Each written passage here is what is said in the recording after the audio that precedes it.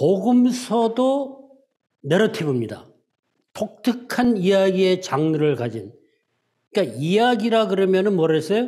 어떤 교훈을 1번은 이거 하고 2번, 3번 쫙 이렇게 하는 게 아니고 이야기 속에서 깨달아 알 수 있게끔.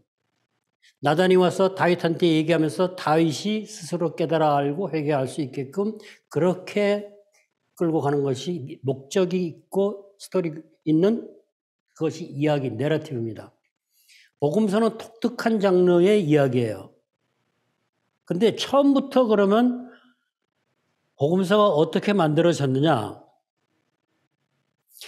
예수님이 오셨다 가시고 남아있는 거는 뭐였을까요? 성경책이 아니었잖아요. 그죠? saying이라고 하는 그 어록들이 남아있었어요.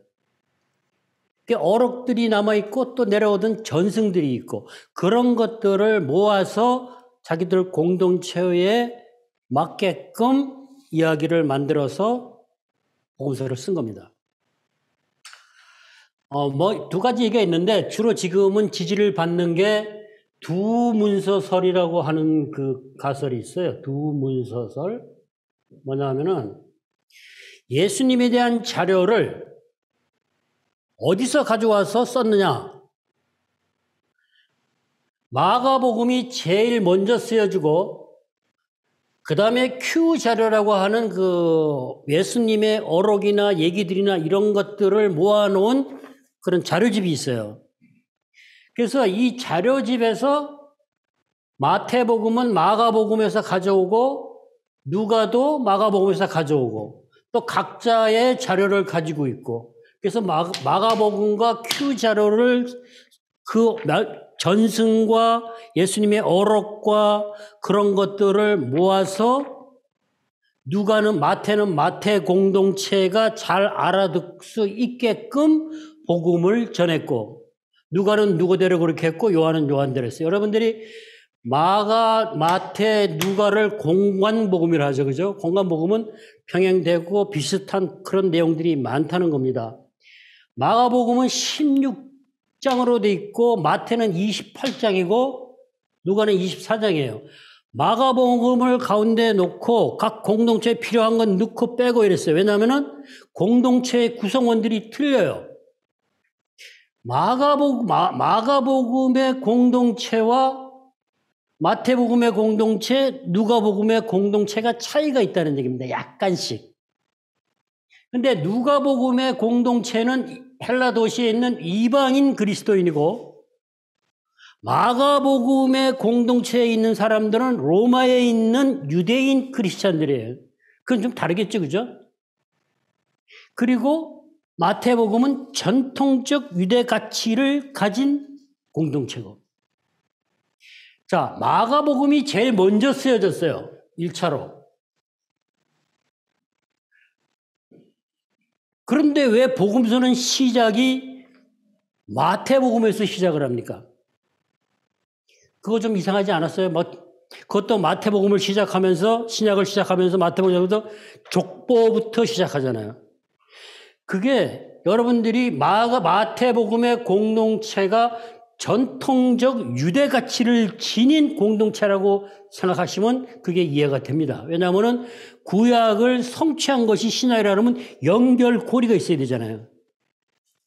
이방인들은 그냥 얘기를 해도 그렇게 듣겠지만은 유대적 가치를 사고를 가진 사람들은 이게 연결이 지금도 노하고 있는데 그 당시는 얘기할 것도 없다라는 얘기예요. 그러니까 구약의 예언의 성취가 신약이라는 것을 연결을 시키기 위해서 족보부터 시작했어요. 그래서 마태복음이 앞에 있는 겁니다. 그런데 실제는 마가복음이 제일 먼저 쓰여졌어요. 자, 마가복음은 로마에 있는 기독 공동체예요. 근데 로마에 이것을 쓸 당시에 성전이 무너지기 전 네로의 핍박이 아주 심할 때예요. 그러면 예수님이 돌아가시고 승천하시고 나서 곧 영광이 임하고 승리가 해서 끝나야 되는데 안 끝나고 자꾸 가니까 어떤 신학적인 그 예수 그리스도에 대한 메시아에 대한 회의가 자꾸 드는 거죠. 그러면 도망가려고 그러죠. 배교하려고 그런다는 얘기죠. 그런 문제가 안고 있었어요. 마가 공동체는.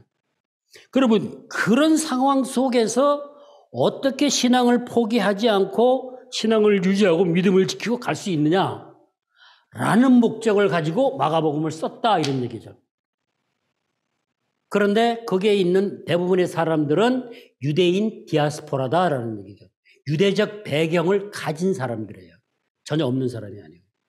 그러면 그런 사람들하고 누가복음은 헬라 도시에 있는 이방인 그리스도인이에요. 그럼 좀 다르겠죠, 그죠? 아무래도 차이가 많이 나요. 그래서 누가는 무슨 얘기를 합니까? 이 얘기를 해요. 내가 복음을 전하라고 왔다 하면서 이사야 61장 1에서 3을 사용하면서 포로된 자, 갇힌 자, 눈먼 자를 얘기하고 은혜의 선물 이거 여기서만 하거든요. 누가에서만. 다른 데서는 안 하거든요. 그리고 마태는 아까 얘기한 대로 전통적 유대 가치를 지났는데 여러분 저기 그 마태복음 28장이 선교 대명령이라고 그러죠. 그죠? 다른 데서 선교 끝까지 명령 안 가서 전하라고 안 했어요. 왜? 마태복음의 전통적 유대 가치를 가진 그들은 이방 선교를 사실은 반대했어요. 그리고 율법에 순종해야 된다 그러고 이방 선교를 반대를 했거든. 그러면 이방 선교를 반대하는 그들한테 분명하게 마태는 얘기를 해줘야 된다는 얘기예요. 그러니까 28절에 가서 선교 대명령이라는 게 나오는 거예요. 그러니까 이 복음서도 이야기면서 상황문서라는 겁니다. 그냥 불러서 쓴 게 아니고 각 공동체가 가지고 있는 특수한 문제, 어떤 상황 속에서 그 문제를 해결하기 위해서 썼다 그런 얘기예요. 필요를 알고 그들이 이해할 수 있는 언어, 그들이 알 수 있는 언어를 썼어요. 모르는 말로 안 썼다는 얘기지. 마태는 유대적 배경을 가졌으니까 구약을 좀 더 많이 사용했겠죠? 누가는 이방인들한테 하니까 굳이 그럴 필요가 없잖아요. 그죠? 이게 좀 자연스러웠겠죠? 뭐 요한복음은 더 다른 거고. 그래서 각 공동체마다 가지고 있는 필요를 어떻게 하면 채워서 그들이 믿음을 지키고 신앙을 지키고 핍박과 고난과 소외와 이런 데서 믿음을 지키고 나아갈 수 있느냐 그것을 가지고 썼다는 겁니다. 그래서 의미를 발견하기 위해서는 역사적, 문화적 상황을 잘 파악하면 하면 할수록 의미는 나인데 깊게 메시지가 다가올 수 있다는 겁니다. 그리고 요한복음은 좀 달라요. 그러니까 요한복음은 좀 나중에 할게요. 공간복음부터 그렇게 할게요. 그래서 여러분들이 복음을 좋은 굿뉴스 하잖아요. 근데 그 개념을 여러 가지 개념들 요즘 자꾸 쓰는데 가장 중요한 거는 그 유한겔료리라는 그 말이 어머니 그 시대에 전쟁터에서 승리했을 때 승리를 전할 때의 소식, 기쁜 소식이에요. 그냥 기쁜 소식이 아니고 그게 핵심이에요. 그러니까 복음이 기쁜 소식인 이유는 예수님이 오셔서 뭘 했어요? 죄의 사망, 죄를 죽이고 사망을 물리셨잖아요. 그 승리예요, 그 승리. 그래서 복음이라는 게 연결돼야지 그냥 단순히 좋은 소식이다, 우리를 뭐 회복시킨다 이 정도가 아니다라는 얘기예요. 세상을 이기고 승리한 게 복음이다라는 거예요. 그러니까 전쟁터에서 승리했을 때 전해주는 게 요한결론이는 복음이라는 얘기예요. 그러니까 복음 그러면 그냥 단순히 기쁜 소식이다 이런 것보다는 이게 하나님이 세상을 이기고 승리한 예수 그리스도의 얘기구나. 그 부분을 가지고 있어야 돼요. 그래야 우리가 바르게 읽을 수 있다 이런 얘기죠. 마태복음에 하나님 나라가 나와 있는데 많이 나오는데 왜 마태복음에 하나님 나라가 많이 나올까요? 성취됐으니까. 보세요. 하나님 나라는 한 40, 50년 전에만 해도 종말을 너무 강조했어요. 오늘 죽으면 천국 갈 수 있느냐. 그 말의 모순이 상당히, 모순이라기보다는 그 말이 끼친 나쁜 영향이 너무 많아요. 오늘 죽으면 천국 갈 수 있냐. 오케이, 그러면 내가 예수 믿고 이 땅에서는 대충 살 때 천국만 가면 돼. 천국 가니까 지금은 대충 살아도 이렇게 할 수 있거든. 아니요. 하나님 나라는 예수님이 오셨을 때 이미 이 땅에 임하신 거예요. 근데 완전히 완성되지가 않고 재림 때 완성이 된다. 그래서 이걸 already not yet이라는 용어를 써요. 이미 임했지만은 완성되진 않았다. 그러면 임한 하나님 나라와 완전히 완성되는 그 기간을 우리는 살아가는 겁니다. 그 개념이 너무 중요해요. 그래서 복음이 종말론을 가지고 미래를 지향하고 살지만은 복음의 현재성을 무시해는 안 된다라는 얘기죠. 어느 쪽 한쪽만 강조해서는 안 된다는 얘기죠. 복음이 현재성, 복음이 현재 우리 삶의 능력으로 나타나야 된다는 얘기예요. 왜? 하나님 나라는 이미 임했으니까. 그래서 마태는 하나님 나라를 얘기합니다. 하나님 나라를 얘기하면서 마가에서 이렇게 얘기하지, 그죠? 그 예수님 얘기할 때 인자라는 말들을 많이 써요, 그죠? 그런 인자라는 단어 하나에도 여러 가지 의미가 포함되어 있어요, 사실은. 왜 인자라고 하느냐? 그냥 메시아라고 안 하고. 그래서 그런 부분을 여러분들이 머릿속에 넣고 하나씩 하나씩 읽어갈 때 어떤 것이 되느냐, 이런 거 됩니다. 단어에서 시작을 하라 그랬어요. 단어를 선택해서 나한테 다가오는 단어. 감정적이든 어렵든 뭐하든. 그 다음에 이 단어가 그 다음에 오는 게 문맥이죠. 그죠? 문장, 문맥. 그 다음에 단락. 그 다음에 조금 튼 이야기. 그리고 성경의 책 이렇게 가죠. 여기서 시작해서 이렇게 가고 이렇게 왔다 갔다 한다라는 얘기죠. 그러려면 이 배경을 우리가 정확하게 알면은 이 의미가 발견하기가 아무래도 용이하겠죠, 그죠? 그러면 그 의미를 저자가 의도한 그 의미를 내가 알아갈 때에 성령은 나인데 깨닫게 하고 하나님의 메시지가 나인데 들려온다는 얘기예요. 그러니까 들어야 된다는 데 초점이 있어요. 우리가 뭘 찾아서 만들어서 적용한다? 그게 아니고 들어야 된다는 얘기예요. 왜냐하면 이게 이야기이기 때문에 그래요. 그렇죠, 그죠? 이야기. 내러티브예요. 이야기는 듣는 거예요. 명제를 찾고 뭘 찾아가지고 추론해가지고 뭘 만들어내는 게 아니다. 이야기는 내가 쭉 듣고 그 안에서 형상화시켜줬을 때 깨달아 알고 나를 터치하고 계명이나 이런 하나님이 말씀하신 것을 실제로 느끼고 알아가는 거예요. 그래서 내가 그대로 순종 실천할 수 있고. 그래서 차이가 많습니다. 그래서 이야기라는 겁니다. 그래서 여러분들이 이 개념을 가지고 계세요. 마가복음이 먼저 쓰여지고 그 다음에 마테오와 누가가 쓰여졌는데 마테오와 누가는 마가복음의 대부분을 가져와서 사용하고 Q자로에 예수님의 어록이나 전승을 가지고 와서 복음서를 썼다. 어떻게? 자기 공동체의 사람들의 알아들을 수 있는 언어와 그들의 문제를 분명히 알고 썼다는 겁니다. 그래서 상황문서라 그래요. 그래서 그 상황을 알면은 이게 어떤 의도로 어떤 의미로 사용됐구나. 훨씬 낫겠죠, 그죠? 그래야 내가 성령의 음성을 듣기가 용이하다. 들을 수 있다. 그런데 왜 그래야 되냐? 이렇게 해서 복음서를 만들었어요. 이런 방법으로 해놓고 이런 방법으로 접근해 오라는 얘기입니다, 사실은. 이 방법으로 이렇게 해서 인간 저자를 통해서 하나님이 하시고 싶은 얘기를 각 공동체에다 넣어 놓았어요. 그리고 그 안에 뭐까지 들어갔어요? 하나님이 숨을 내쉬었다, 영감시켰다, 하나님의 모든 것, 성품까지도 들어가 있다라는 얘기예요.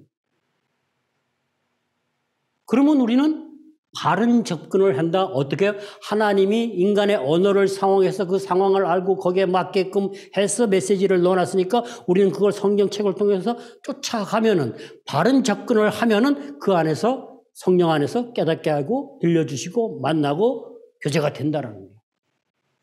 그럼 쉽잖아요. 근데 해석이라는 걸 이런 걸 다 무시하고 그러니까 어거스틴처럼 성경의 말씀을 내 생각대로 내 마음대로 단어를 갖추고 풍리적으로 영적으로 뭐 해가지고 해석해서 그러면 이단도 되고 큰 엉터리가 된다는 얘기예요. 기본을 무시하면 안 된다는 얘기예요. 왜?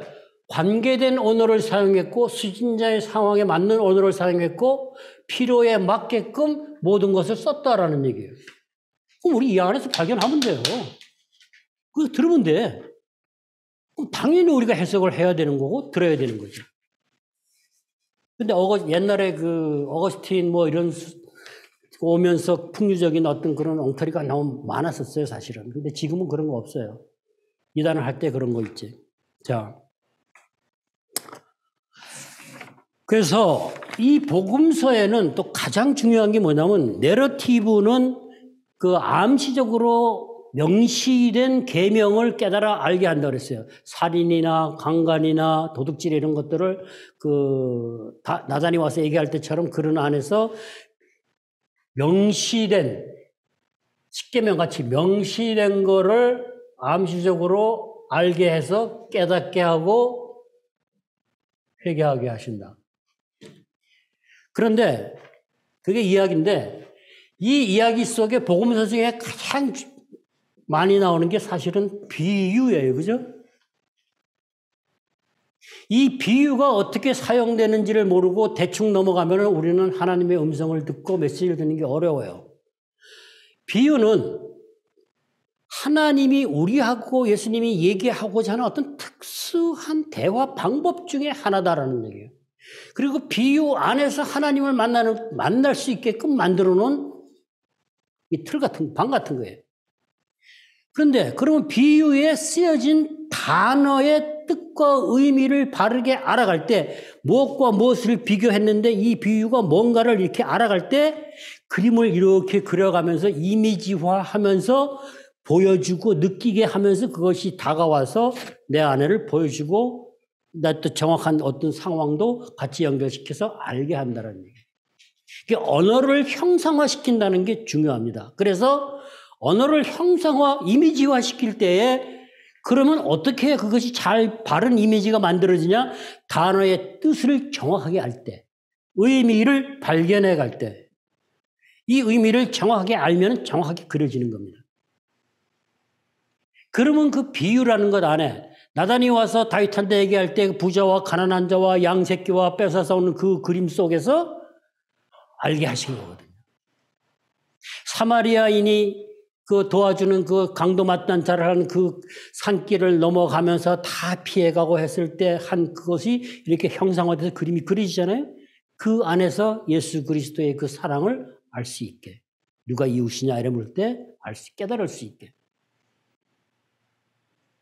그래서 비유에 대한 것을 분명하게 여러분들이 알고 계시는 게 좋습니다. 그리고 비유다 그러면 단어의 의도, 뜻과 의미를 분명하게 알아가는 게 중요하고 강의 안에 나와 있는 뭐 과장법이다 이런 것들은 그냥 읽어보시면 되고 뭐 항상 다 아시는 거니까.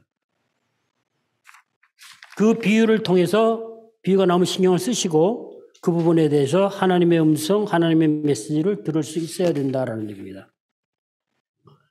이 단어에서 시작하는 것을 권장한다. 다시 한번 말씀드리면 왜 이렇게 시작하는 게 좋아하면 이 단어를 가지고 시작할 때에 필요와 이 수신자들의 상황과 연결이 되거든요. 그럼 이게 현재의 나의 상황과 연결이 됩니다. 이게 이렇게. 그래서 이렇게 연결이 돼요. 그래서 여기서 나오는 나단이 다윗이 저지른 그 뭐죠? 이웃을 탐하지 말라. 그 다음에 살인. 이것이 정확하게 나왔듯이 살인은 우리는 분노도 살인입니다. 언어 폭력도. 그러면 이것이 이렇게 나왔을 때 여기서 의미를 발견할 때 내가 지금 처해 있는 나의 상황 속에서 살인,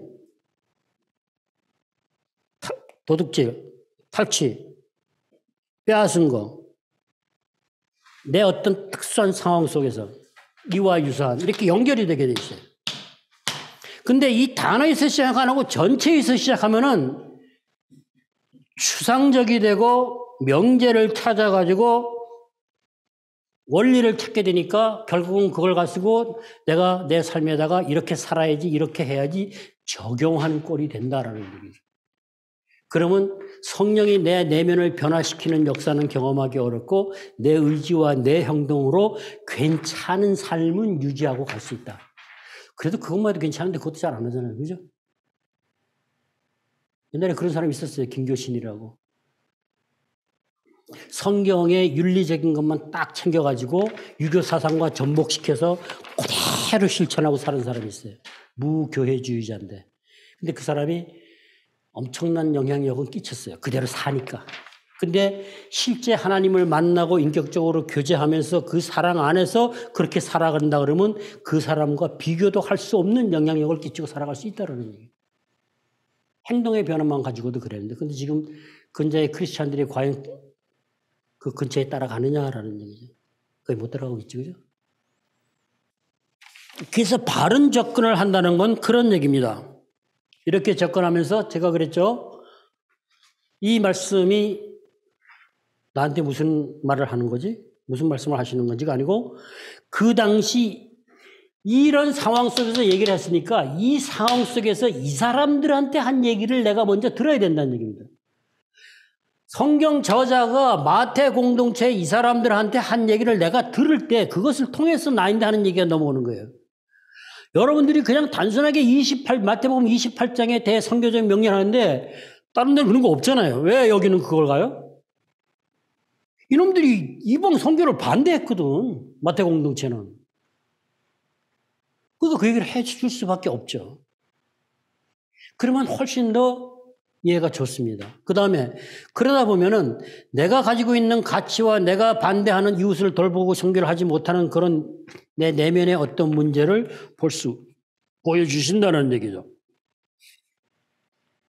그래서 우리는 여기에서 의미를 발견해 갈 때 주님이 주시는 그 메시지에 우리가 하는 거는 반응하는 겁니다.